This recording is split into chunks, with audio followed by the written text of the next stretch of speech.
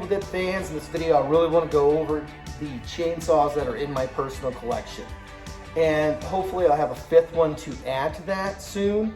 And it won't be the flat top, unfortunately, because I'm not a huge fan of it. I used to have one and I actually parted it out and sold the parts. Something that you will see in a future video. And it is the 4th of July, so if you hear a bunch of popping, exploding, no, I don't live in a crime-ridden neighborhood. It's just people shooting off fireworks around the neighborhood. So what I'm going to do is show each one individually, kind of go over a little bit about each one, and give you guys a close-up look at each one individually. Let's get started. So the first one I'm going to show right now is the one that I had added to my collection as of late. This is the one built by Pollock. If you don't know that video, it's a couple videos ago. Check that out. And this is after I painted it, of course. He has the proper blade up here. He actually does the proper chain, the kickback chain. And you can see kickback in it. He actually had to modify a couple chains to make that correct. It's not a chain they actually sell anymore. It's kind of an obsolete piece. And this has been painted. I used simply just colonial red. At the same time, I didn't repaint the Homelight body because I want to keep that Homelight look. And it lost the gloss, the shininess, because I sealed it up. The reason why I sealed it up is if this colonial red, which is up top, doesn't get sealed up, it will actually get darker. You will see that on the next chainsaw that I show. But I love this thing. I love this piece. I did the streak look on the paint that one of them had. One of the raised tops. This is a silver. Actually, it's like a darkened silver. It's a little dusty still. It looks black, but it's actually just a darkened silver. And it's just a beautiful chainsaw to have. This is probably my favorite one in my collection. It is a tank. It is heavy, but I do love it. You can see the original Homelight color here. This is the proper Bandit because of where this is at right here. Little extra tabs. You can see there's some silvered right here. That was just sanded down, but of course it lost its shine because I didn't seal it up. But I love that bracket right there. You will see that in the Army of Darkness non-working chainsaw in Army of Darkness. And this one does have a vertical handle inside. You can see it right there. No backing to it because I want to keep it proper. And let me turn this around here. This aluminum that Chris uses for the handle, which is on the flat top and also in one of the ones for Ash versus Evil Dead, sorry. Army of Darkness. The working chainsaw in Army of Darkness has that thicker aluminum, while the other one has the thinner stuff. Could be steel, I'm not quite sure. I haven't handled it personally, so I don't know. Let's go to the bottom. And I like the bend he put right here. Now this right there was on the body. That's something that I had to decide to either keep or repaint the whole thing. I really didn't want to repaint the whole thing. Get some grit right here, grittiness right there. Toggle switch on the bottom. When it comes to two bottom bolts, these ones basically line up. You have a big old flathead bolt right here, or screw, whatever they use. Pretty much a bolt, and it's called a panhead. And then you use an octagon one up top up there. So for brackets on the insides, why they put that in there. But let's take a closer look at that. I love this thing. You can see the difference in paint right here, where you can kind of see the colonial red kind of darkened in, and then the natural Homelight body color here, contrasting up here all the way around. Is it perfect in the paint job? No.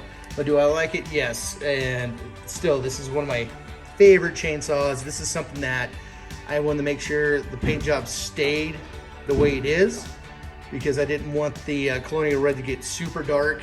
If you see the chainsaws at the Mystic Museum, you will notice that the colonial red, or whatever they use, is super dark because they didn't seal anything up, and it's really chipped up in Army of Darkness. But this is still one of my favorite pieces to my collection. I really love how that top is.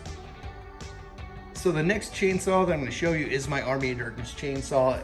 I do say now it's obsolete. It was built back in 2019. There's other builders such as Bruce Phillips who have done an amazing job doing the Army of Darkness. It really helps that the Mystic Museum did a display with the chainsaws from Army of Darkness, because at the time when I built this, I didn't have those photos, so I had to do and use what I had at the time. So it is obsolete, but I still love it, and something I'll never get rid of. But let me go over it a little bit. This top is painted that colonial red, and down around here with different hues, different shades of color. And if you don't seal it, it gets dark like that and dark like this over here, where you can see the different hues of it. And if I could go back and change anything, I would extend this out further. But like I said at the time, didn't have the photos. They had 2 screws or bolts up here actually that had straps that connected down here. And here's the biggest reason why I can't modify it. It's signed. And you have Ted Raimi on the front. He's signed, "You can count on my steel." Ted Raimi right there. Let me turn it around. Sam Raimi signed it. That's why I won't change anything with the top. Now, at the time, it was 2019, and right about a month after this, the Flashback Weekend meetup, when he was there, he was doing a whole convention deal with Bruce, going around doing conventions. He got signed off for Doctor Strange, so he canceled all the rest of them, work, business, things like that. So I was lucky to get him to sign a chainsaw. And then you have Bruce down here who signed it. You have an actual home light muffler piece that I cut down that fits the Army of Darkness look. There's another one that is the normal, like Ash vs. Evil Dead look, so they had both. And then you can see down here, that bracket on the Evil Dead 2 one, I emulated that because it wasn't bolted down on Army of Darkness. So let's take a look. This one has a vertical handle on the inside. You can see it right there. They had a vertical and horizontal handle for Army of Darkness. The working one was horizontal, the non-working was vertical. And the reason why they made the raised top is for the vertical handle in Evil Dead 2. So you can see the bottom right here. You can see where the toggle switch from Evil Dead 2 was. The other bolt hole down here. I should put one up top, but yeah, this is the information I had at the time. But it, like I said, it's very obsolete. I would maybe think of doing another one in the future for myself, but I don't know. Got the little, they call it the flipper down here. Really like that. The other one in Army of Darkness had a plate all the way on the inside, all the way to the back. The other one, the non-working one, had this little flipper deal they made. Don't know why they made it, because that non-working one basically had a bracket on the inside and that was it. So there is that one. Reason why I don't change it again, it's signed and I dig it. Now this one is my Ash vs. Evil Dead chainsaw. This one was one that was kind of just sitting around the shop forever and just didn't go anywhere. So I revamped it late fall of last year. And it's a little dirtier than I usually do now. I like to fade a little more on the new ones that I do. When it comes to the bar paint, I didn't try to make it specific to any chainsaw. I just did the method that they used, whether it was the stunt ones or it was the real ones. What they did is they basically spray painted it black and they sanded it down. And so with that method, this one has a scratch here. I may strip it back down to match up better the look I'm looking for. But you can see, you know, bolts matching, all that stuff. These caps, they're fake. These are the ones from Evil Dead chainsaws from Rob. Same with the grill right here. This one has all bolts, measurements matching. And you can see on the back side right here, I did put a pad, which they did put on a couple of the chainsaws for Ash vs. Evil Dead for Bruce. And let's look at the bottom real quick. Before we get to the other side, this one does have a backing on it on the inside. But you can see on the bottom, you can see the 2 holes that were on the ones that Rob did. They didn't do them on all of them. You can see, especially in season 2, when Pablo is tossing the chainsaw to Ash in episode 1 of season 2. you don't see those holes. So that's something that Rob did. And I about dropped it. 4mm bolt right here. You don't have to do that. I like that look. That is something that was in like the first appearance chainsaw. This is something that I tried to get a little dirtier, something a little more to the Asylum look. It's not specific to the Asylum, but it's the one that, the look that I really wanted was the little bit dirtier, but yet like a season 1 kind of tape job up here. And I still like this one. I've been offered money for this one, and I tell everybody no, this one is mine. I like it. It's getting dusty, as you can see, but this one does have a horizontal handle in there. There was a chainsaw in Ash vs. Evil Dead that did have a vertical handle.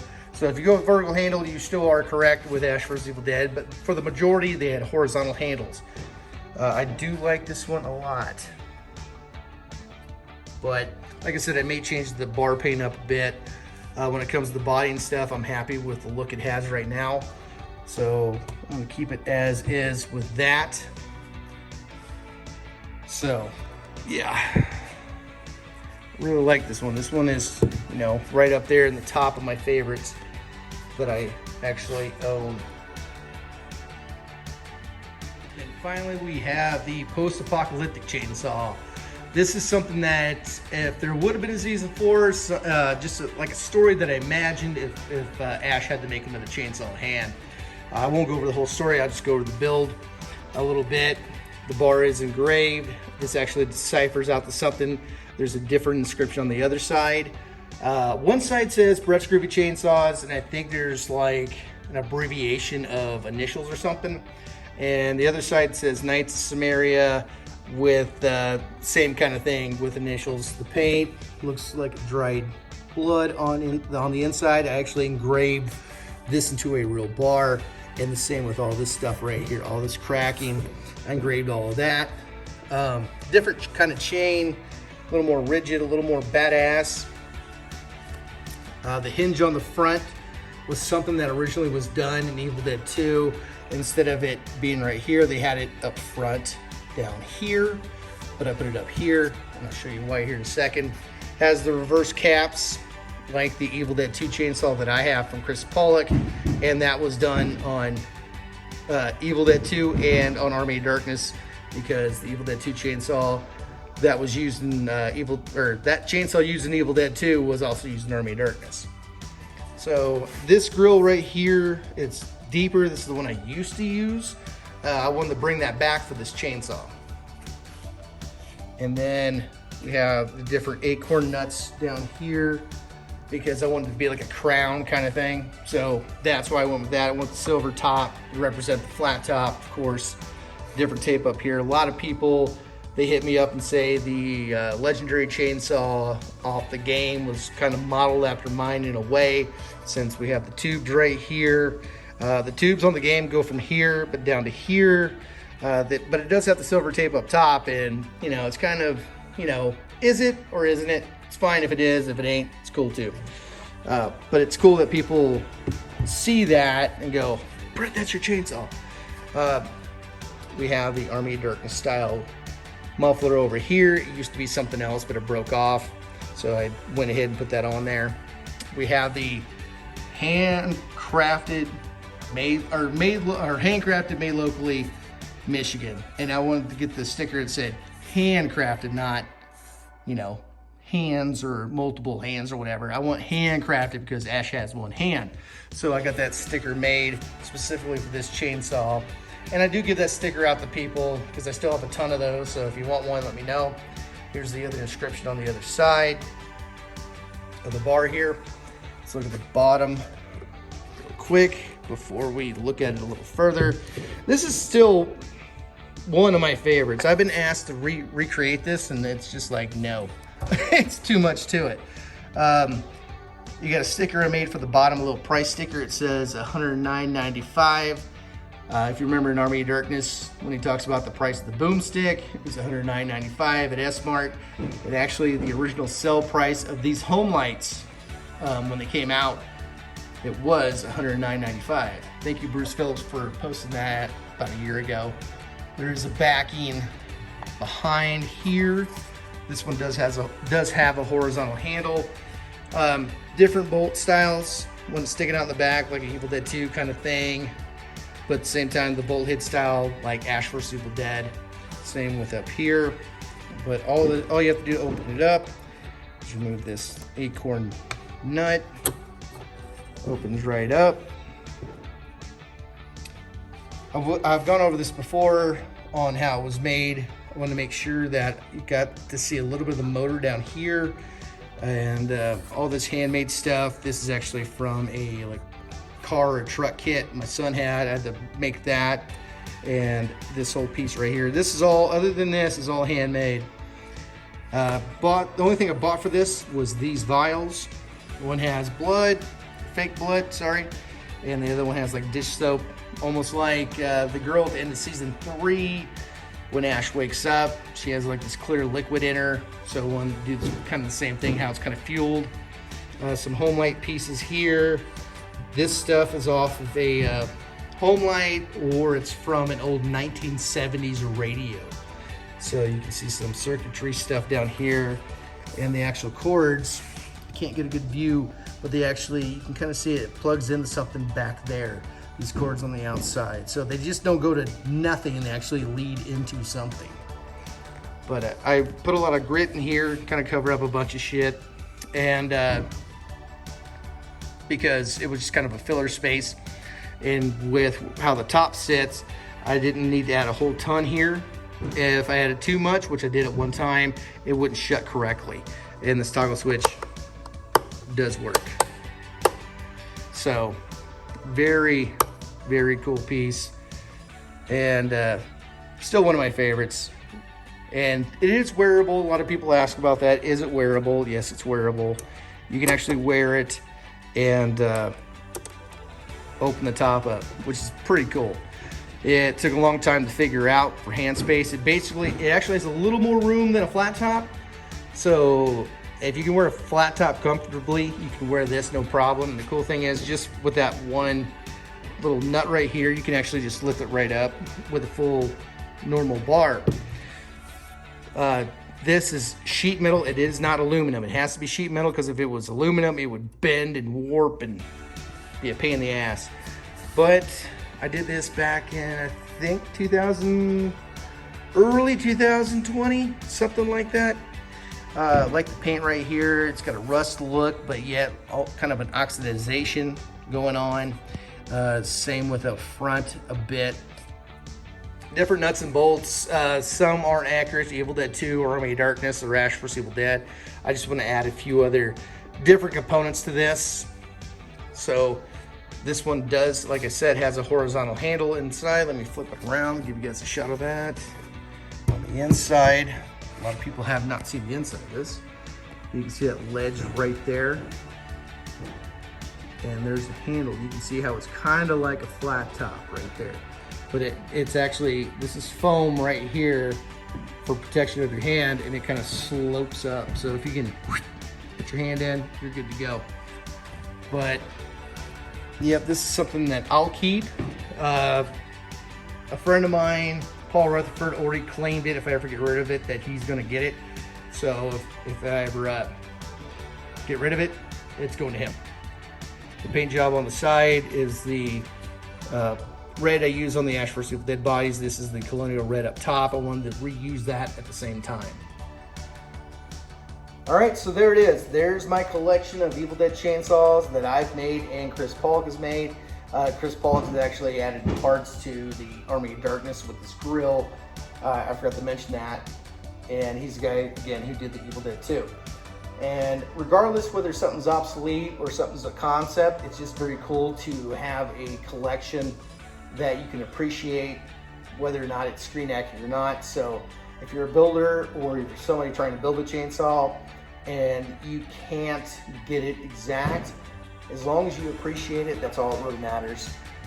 And it doesn't matter if it's from a Tide bottle or even cardboard or from a completely different chainsaw. It's kind of up to you. As long as you appreciate it and love it, it's worth keeping in your collection.